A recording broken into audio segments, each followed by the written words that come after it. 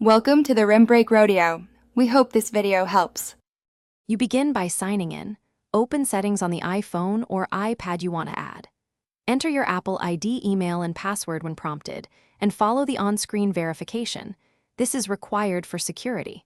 Once done, make sure two-factor authentication is active on your primary device so verification codes arrive. If adding a Mac, open System Settings and select Sign In. These steps establish identity and trust before device registration proceeds, preventing later activation lock issues or missing recovery options. You now verify and approve the device. When a verification code appears on a trusted device or phone number, type it into the new device immediately. That confirms your identity. Next, review the list of trusted devices in Settings under your Apple ID and approve the new device if required, ensuring it appears in the Devices list.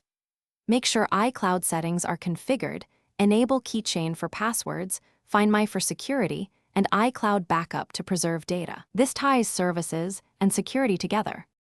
You finish by confirming the device is listed under Apple ID devices in Settings. This verifies successful addition. Test sync by creating or editing a contact or note and waiting for it to appear on another device. This validates iCloud. If activation or verification fails, first restart the new device, then sign out and sign back in.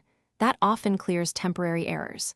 If problems persist, check Apple ID status and network connectivity, and use the verification phone number or trusted device to reattempt approval.